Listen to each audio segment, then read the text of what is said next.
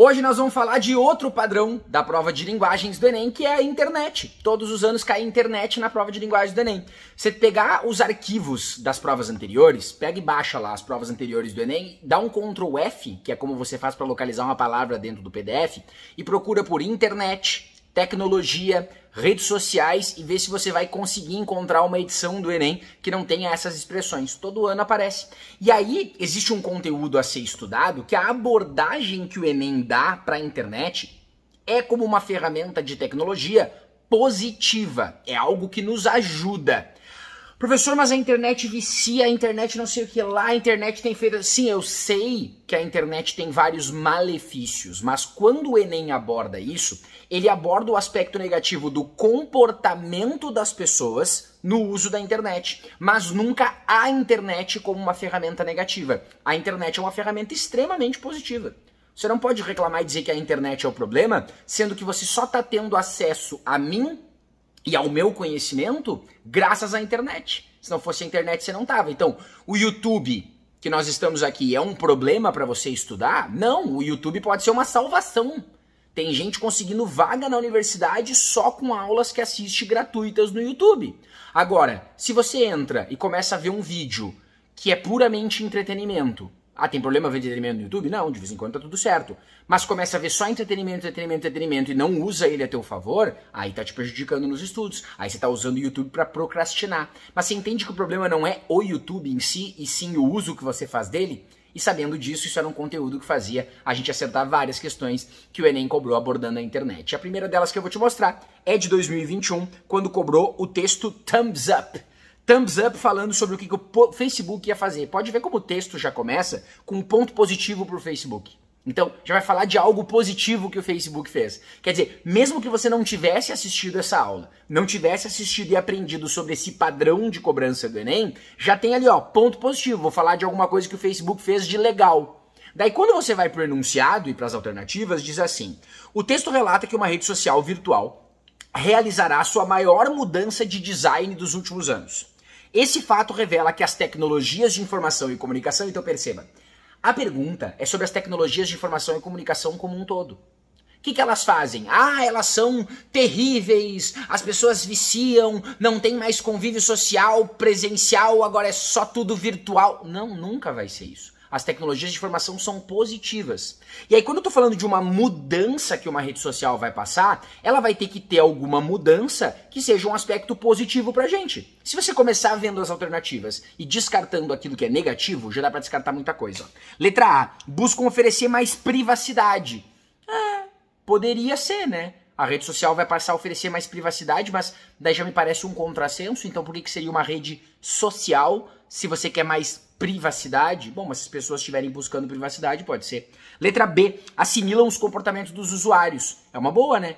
Conforme o comportamento do usuário, as pessoas acessam mais tal coisa, então eu vou começar a dar mais ênfase para tal coisa, né? Pode ser. Talvez seja uma boa. C, promovem maior interação em ambientes virtuais. Ela permite mais interação. Essa foi a mudança, ela vai permitir mais interação. Seria algo positivo. Letra D, oferecem mais facilidades para obter cada vez mais lucro. Aí vai ser aquela visão de que tudo que a rede social faz é só para ajudar a ter mais lucro. Aquela visão gananciosa. Não vai ser essa a resposta. A ferramenta de tecnologia de informação é útil para ter mais lucro. Não vai ser isso que o Enem vai abordar. E, evoluem para ficar mais parecidas umas com as outras. Qual seria a vantagem delas ficarem mais parecidas umas com as outras, né? Já fico meio assim. No mínimo uma eu elimino. Aí olha o que diz o texto. Se você começar a ler o texto, ó. Ponto positivo pro Facebook que vai dar mais uma ajeitada na casa para, quem sabe, não ser mais conhecido como Espaço da Treta. Tava sendo o Espaço da Treta? Durante a F8, sua conferência anual, a empresa anunciou a maior mudança de design de serviço em 5 anos. Então agora vem a mudança. Agora o polêmico feed de notícias deixa de ser o protagonista. E o queridinho da rede social se torna o segmento de grupos. Então eu vou parar de focar no feed e vou focar nos grupos. Segundo o Mark Zuckerberg, mais de 1 bilhão de usuários mensais entram nessa aba do aplicativo e 400 mil deles já estão integrados em grupos de assuntos significativos. Aí parou de ler, né? Qual é a mudança que eles vão fazer? Como a maioria das pessoas está entrando mais nos grupos do que nos feeds, nós vamos mudar a plataforma para priorizar os grupos. Resposta certa, letra B, nem vou ler o resto.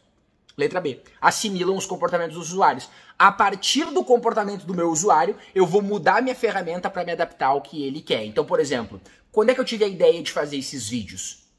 que eu tô fazendo aqui pra você, essa série de vídeos? Será que eu parei e pensei assim, eu acho que eu quero fazer uns vídeos mostrando o padrão do Enem? Não, eu comecei a ver qual é o principal problema dos alunos com a prova de linguagens.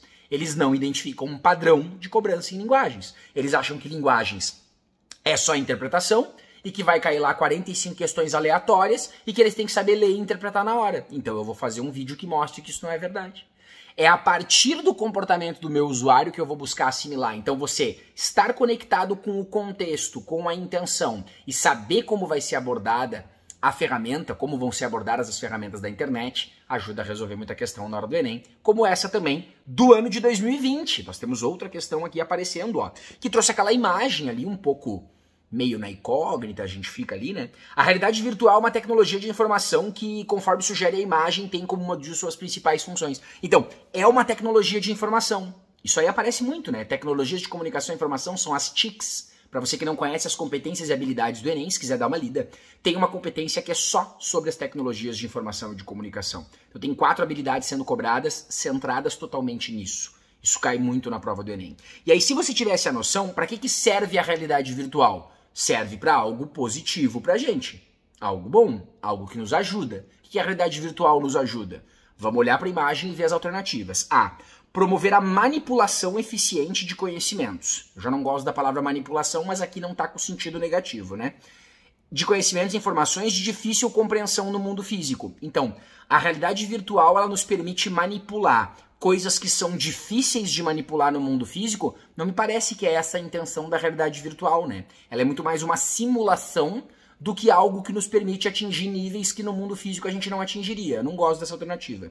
B. Conduzir escolhas profissionais da área de ciência da computação, oferecendo um leque de opção de atuação. A realidade virtual é responsável por conduzir a nossa escolha profissional? Acho que não, né? Se a pergunta é sobre a realidade virtual em si, essa aí tá fora.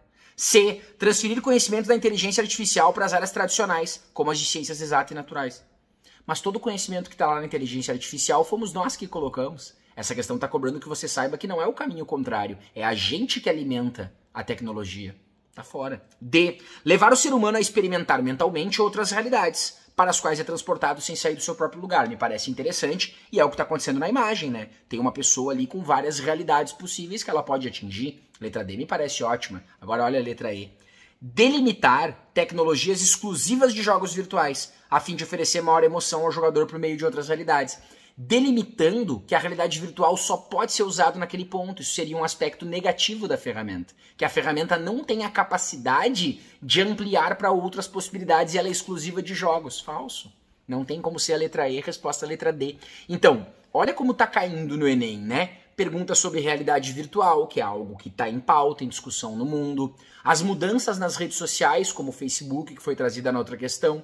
E ainda assim tem gente que prefere se excluir da internet e diz assim, não, eu não vou ficar na internet perdendo meu tempo porque eu tenho que estudar. E quando vê a própria vivência do que está acontecendo no mundo em termos de evolução na internet, pode estar sendo uma questão de prova. Então isso é importante destacar, né? Internet é cobrada na prova de linguagens. Qual o aspecto que ela está cobrando e como está sendo cobrada? A gente percebe que em todos os anos isso vai sendo um padrão.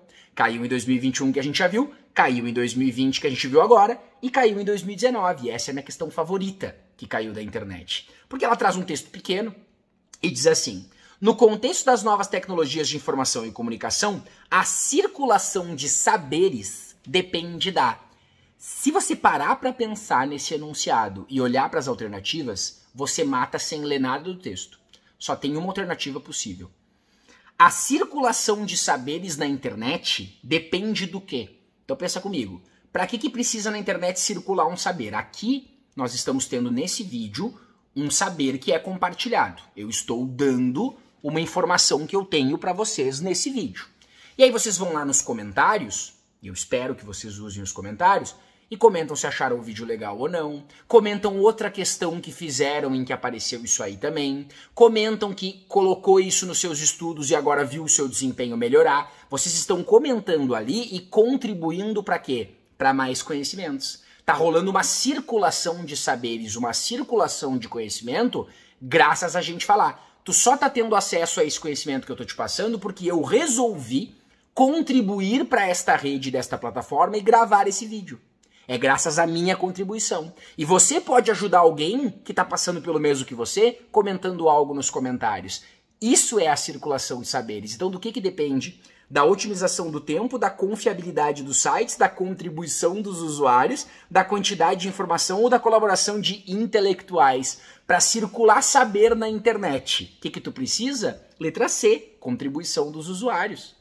Você está contribuindo e eu também. Não é a letra A, a otimização do tempo, porque o tempo não precisa ser otimizado para que haja circulação de saberes. É melhor se ele for otimizado, me ajuda. Mas ele não precisa ser otimizado, não é uma necessidade. A circulação de saberes depende da otimização do tempo? Não. Letra B, depende da confiabilidade dos sites. O site tem que ser confiável para que os saberes circulem. Não, se circular informação errada, ainda assim está circulando. A circulação de saberes não depende de o site ser confiável. Você pode estar vendo umas dicas furadas por aí na internet, que você pega de pessoas que não são professores especializados na prova, tá pegando dica como se fosse verdadeira e simplesmente reproduzindo. Tá errada, mas o saber tá circulando. Tanto que a fake news, o que é a fake news? A circulação de um saber que tá errado. Que foi retirada de uma fonte que não é confiável. Não é a letra B. Contribuição dos usuários é a resposta. Quantidade de informação. Quanto mais informação tiver disponível, mais saber vai circular? Não. Porque se eu tenho a informação que eu tenho, eu posto nesse canal aqui do YouTube e eu não divulgo esse canal, esse vídeo não chega até você. Dá uma olhada quantas visualizações tem esse vídeo e vê se ele chegou para muita gente. Se ele não chegar nas pessoas, não circulou o saber. Não circulou a informação. Então depende da contribuição. Eu dependo da sua contribuição, inclusive, para esse vídeo chegar a mais gente. Quando a gente aqui no YouTube pede para você curtir, comentar, engajar, é para ajudar a chegar a mais pessoas, a circular mais informação. Letra E, colaboração de intelectuais. Tem que ser intelectual para circular saber. Se tu não for intelectual, não pode. Claro que não. Todo mundo está aqui para compartilhar conhecimento, seja intelectual ou não. Tu tem que tomar cuidado para não falar bobagens de uma área que não é a tua expertise, mas vai circular o saber da mesma forma. E aí eu quero que você, no final desse vídeo, reflita comigo. Você que tem medo de não ler o texto, tá? Olha toda a análise que a gente fez, a gente tem certeza que a resposta é a letra C. Tenta ler o texto comigo e ver se ajudaria em alguma coisa, tá? A rede é, antes de tudo, um instrumento de comunicação entre pessoas, um laço virtual em que as comunidades auxiliam seus membros a aprender o que querem saber. Os dados não representam, senão, a matéria-prima de um processo intelectual e social vivo altamente elaborado. Enfim, toda a inteligência coletiva do mundo jamais dispensará a inteligência pessoal, o esforço individual e o tempo necessário para aprender, pesquisar, avaliar e integrar-se a diversas comunidades, sejam elas virtuais ou não. A rede jamais pensará em seu lugar, fique tranquilo. Então quer dizer, quantos segundos você perdeu lendo esse texto? Pega e volta o vídeo onde eu comecei a ler e vê quantos segundos deu até agora. E aí tu pega esse número de segundos e multiplica por 90 questões do Enem e vê quanto tempo tu tá perdendo nos textos. Isso que esse é um texto curto. Bem curtinho. Esse texto é curtinho, perto dos outros que tu já viu por aí. Tem uns que nem cabem aqui na tela do lado. Então, se tu não ganhou confiança ainda em fazer questões sem ler o texto, acredite em mim. Questões que fazem uma pergunta como essa, a circulação dos saberes depende do quê? Tu vai olhar para as alternativas e vai matar. Lauro, mas e se tivesse duas alternativas ali que eu fico em dúvida? Aí você vai voltar pro texto já sabendo quais são as duas que tu tá em dúvida e já sabendo qual é a dúvida que tu quer desfazer. E não simplesmente indo lá tentando memorizar tudo de qualquer jeito.